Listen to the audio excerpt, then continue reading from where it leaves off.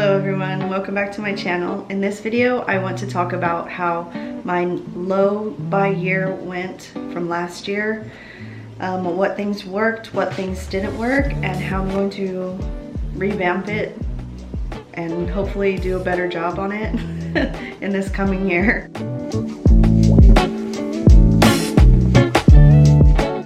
I wrote notes.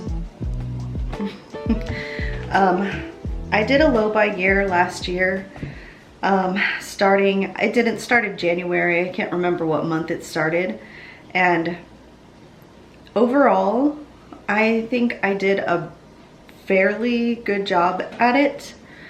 It did help me cut down on some of my unnecessary spending.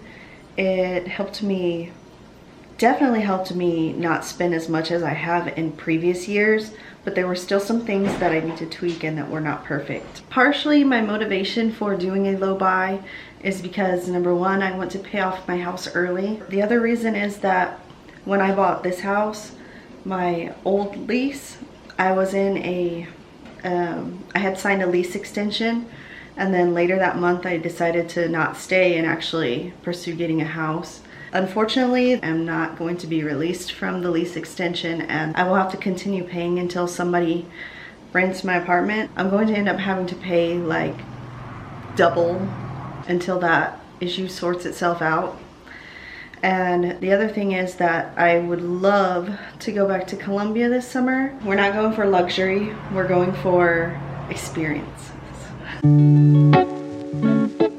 First of all, last year I was living in San Antonio and I had access to San Antonio Public Library, and I still have a library card that is current, and so I'm still using that in order to get most of my books, not only physical books but also books through Libby. Another thing that worked out surprisingly well was canceling Amazon Prime. Not having the ability to buy things and not pay shipping and get them immediately and have like that instant gratification was actually really good at getting me to cut down on my Amazon purchases.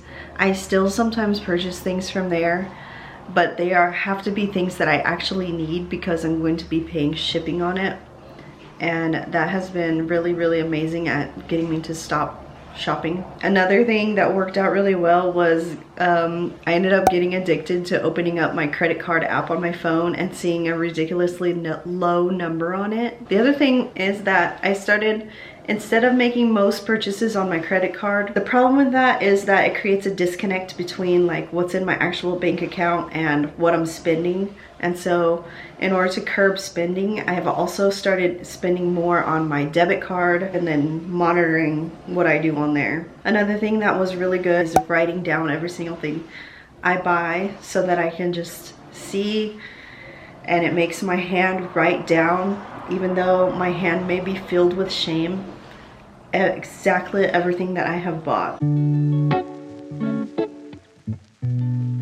Thing that didn't work for me because I didn't do it correctly, to unsubscribe from marketing emails, and I did do that to some extent, and then I also let some of them still come, which was probably a big mistake, and it got me to buy things that I didn't need to buy necessarily. In this no buy or low buy coming up, I need to actually go ahead and unsubscribe from marketing emails.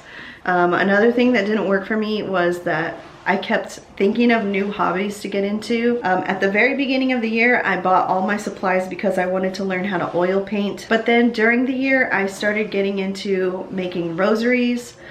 I did the math on this, and in the springtime, like in April, May, I ended up spending about like $300 going to the craft store, getting beads, getting the supplies, getting the little linking pieces and all these. I think that this year it's going to be important for me to avoid getting into new hobbies, but I'm going to let myself refill things that run out because that will show the hobbies that I actually do. Another thing that I notice with myself, and this may be true for other people as well, is there is a trap of, let me just buy this and then I'll be ready, I'll be set up, and I'll be good to go. And that is a lie. This lie keeps you in the loop of needing just one more thing to buy. And through that line of thinking, I found myself buying a lot of unnecessary things. There's always just one more thing, and it's better to just steer clear of that line of thinking. I even found myself falling into that type of reasoning yesterday. Yesterday I ended up going thrift shopping. I went to Goodwill, or multiple different Goodwills, because I got in my head that I would like to do everything analog. Instead of spending money on streaming services, I'm going to get CDs and I'll just play the CDs. I can stop paying for Spotify. So I went to Half Price Books. I got about 6 or 7 CDs, and then I realized I don't have a CD player. I was looking for that all day and I couldn't find anything. But today, thinking of it, I'm like, the only CDs that I can find are CDs that I don't necessarily want to listen to because they're old CDs. They're not my current taste in music. A lot of the music that I want to listen to is not actually available on CD. It's only available on streaming. I think it's going to be easier for me to avoid falling into this because I'm aware of it. The last thing that didn't work for me is that I still tend to see shopping as a hobby. The shopping that I did yesterday at the thrift stores, I knew going into it that shopping isn't a hobby. Through trial and error, finally learned that shopping isn't a hobby. Yesterday's shopping took all day, and in the end, what did I get out of it?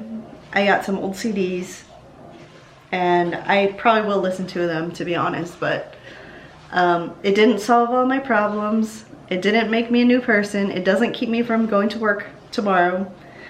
And so shopping in itself cannot be a hobby. Shopping is not a hobby. We have to have other hobbies.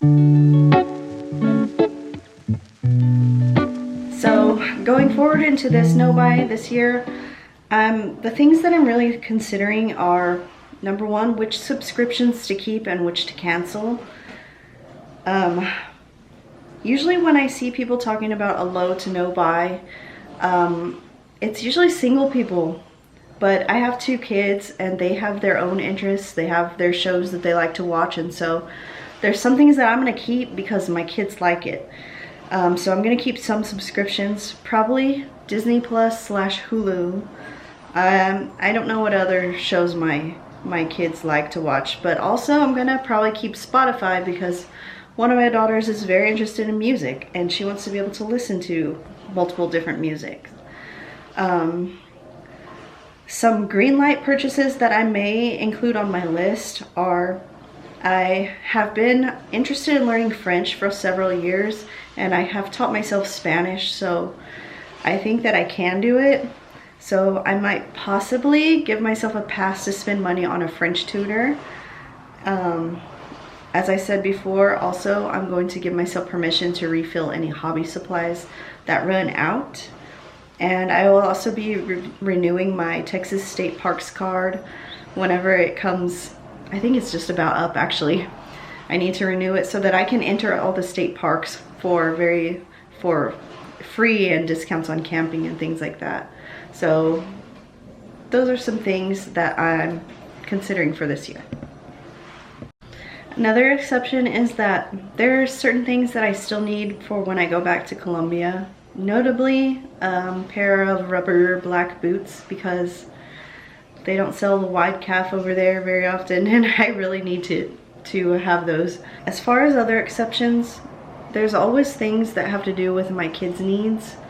I personally do not foresee myself having a bunch of needs, but there's things that I'm going to have to factor in for my kids, like their Halloween costume, their birthday presents, their Christmas presents, their whatever thing. Sorry, obviously the light's different. My camera died and I had to charge it. But as I was saying, there's always certain things that I'm going to need for my kids that I'm not able to anticipate ahead of time. Someone might need a new pair of shoes. Someone might need new clothes. Someone might need this, that, or the other thing. And the other thing is that I don't want my kids to feel like they can never get anything that they want. That's how I felt as a kid. Like, I could never get anything. I could get something for my birthday or Christmas or whatever, but I couldn't just get anything. And I think that leads to, when you grow up, kind of unregulated spending, because you're kind of like, oh, now I can get whatever I want.